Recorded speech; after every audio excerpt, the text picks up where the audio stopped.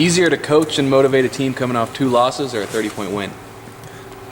Well, it's easy when it's easier for it's human nature. When you're down, it's easy to get up, unless you just don't have anything in you. I always say the hardest time to get a team ready is after things are gone well for you.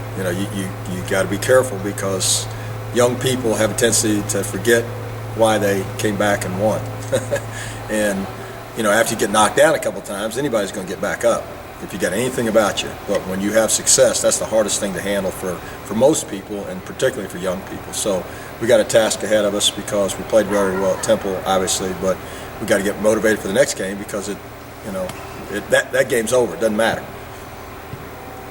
You've got Houston's obviously struggling a long way from the high slam and jammer days, I guess. What do they present to you this year? Well, they've got some talented offensive guys, and they're a tremendous offensive rebounding team. Their biggest problem are they're not very deep in the bench, and that presents problems for them on the defensive end if they get any foul trouble, and then on the offensive end as well. They just are not very deep, but their first 5 are capable of putting points on the board. And so, again, we got to make sure this is a game that we get into their bench, that either we get them in foul trouble, or it's a game where guys get worn down because of the press and because of our pace of the game, so that we can get into their bench, because, again, their first 5 is pretty good. Coach, there's been a shift in their scoring load from at the beginning of the season. It was Devontae Pollard and Jared Stiggers, but last game, this kid named Chicken Knowles had a breakout game. What are you doing to adjust the scheme based on his 30-point output last game? Well, I mean, I've known that kid since he was probably a sophomore in high school. Watched him in AAU. He is a very, very talented guy. He's an NBA talent because of his size and ability to shoot the ball, and he can handle the ball a little bit for his size. So it doesn't surprise me that he had that type of game. Now, we'll see. Will he do that back to back? Will he continue to do that? He's certainly capable, but when we go into a game, we watch a lot of film. You got to base it on the body of work by everybody, and you got to be prepared for a guy like him. Obviously, is talented enough that he can do that, which he did against Tulane. But we got to prepare to beat their team, not just one guy. And sometimes a part of beating their team is to be prepared for individuals, obviously, but. We'll be ready. We'll be ready for him. Getting the production similar to what you got out of the 2 and 3 against Temple, yeah. Obviously, that you've talked about that being the goal, but how do you get across to them that consistently they need to be at least close to what they were in that game? Well, I mean, again, offense is going to come and go. The guys sometimes, obviously against Temple, we made a lot of shots, and a lot of different positions. But that's been our goal all year, is to get guys consistent. I've always say this: coaches would much rather have a guy that can get you 15 night in and night out than a guy gets you 31 night and 2 the next night. I mean, because you just don't know what you're going to get. On that guy that's going to get you 7 rebounds, 15 points. Every night out, you feel pretty good about that. And a guy that every once in a while gets 30, it's just like Chicken Knowles. Will he turn around and do that again, or will he go back and do kind of what he has been doing? We'll see. But you're right. We need to get consistency out of our 2s and 3s if we're going to be a better offensive team. So when Mick had his press conference to announce he was going to probably take the rest of the year off, he talked about the important that people know that, so you can kind of settle in and the team can hear one voice. Have you felt like you've settled in more as those things kind of settled down and kind of gotten more routine as far as your duties as kind of the head coach? Yeah, I mean, it just becomes easier because you get into the routine of it. You get back in the saddle, so to speak, in that. But, I just do my job. I mean, I'm out here, and we got to prepare the team. That's the most important thing, is getting the team prepared. I really don't think about it now. I'm in the role now, and I just got to go with it. And obviously, it's great that we got Mick's around. Mick's always there helping the scheming of the game plan and that kind of stuff, and he's there to talk to the team at times, and in pre-practice and that kind of stuff. So I've got the best of both worlds a little bit. I can do my own thing in terms of my voice, but Mick's always there to support us. Like you said, you had the Mick Cronin tie last game.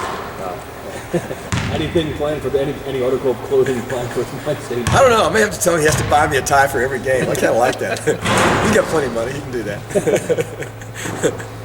Coach, do you anticipate Jermaine starting over Shaq again? You know, I mean, to tinker with the lineup. I would say that's probably what's going to happen. You know, but we'll see. It's always game to game and practice to practice. You know, you got to.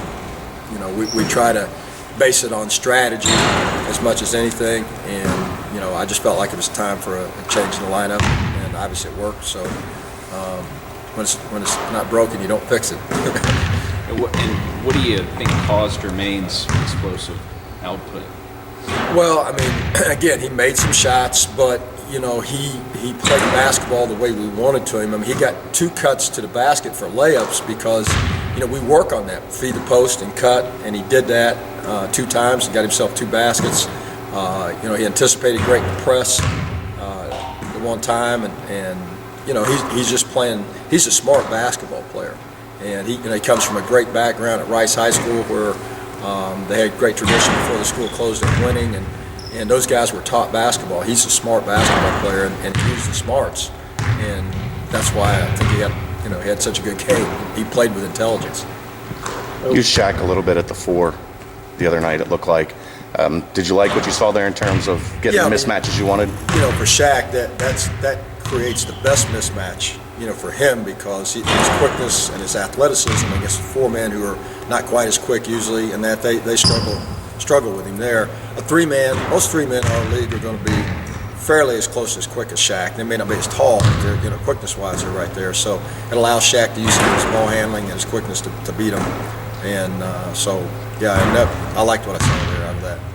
Making shots for a college basketball team sometimes comes and goes, I would think. Can you figure on why the other night it kind of clicked for this team, why that was the night that you guys made shots at such a high number in that game? Well, that's why we always preach defensive rebounding. That doesn't come and go, and shots are going to come and go, you know, depending on night to night. But I think because we came out in the second half, established ourselves inside first, got our confidence going a little bit, got a little bit of a margin. And it's always easy to jump up and make those threes when you're up 8 or 9, as opposed to, you know, when it's a 1 or 2 point game. You know, it's a little tighter on you then. And I always believe this: when 1 or 2 guys make a shot, it's easier for the 3rd and 4th guy to make a shot because, again, the pressure's off of them. We already got guys making shot. Now I can take, you know, an open one and relax.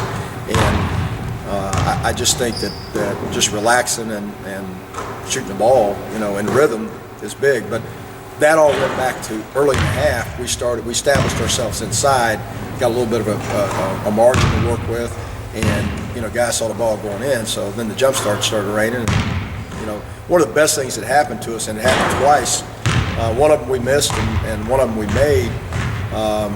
We came down the floor, and then Jermaine had just made a 3. Kevin, we stole the ball, and Kevin came on the break, and he was hunting for Jermaine to get it right back to him to shoot another one, which he did, and he missed it. And then Farad made one, and Troy came down on the break, and he was hunting for Farad, which he passed to Farad, and the guy closed hard on Farad, and he made one more pass to Jermaine and made a 3. But that's a sign of we're beginning to think basketball like we should. When a guy makes one, you know, and particularly if you're in transition, you try to find him because he's probably going to be open. And when we did that twice, I was very pleased with our intelligence on both those plays by Kevin and Troy. And Farad, obviously, you know, he made what we call the one more pass, which he was semi-open, but Jermaine was wide open, and that was all during that run. Anything else? Thanks, Coach. Thanks, guys.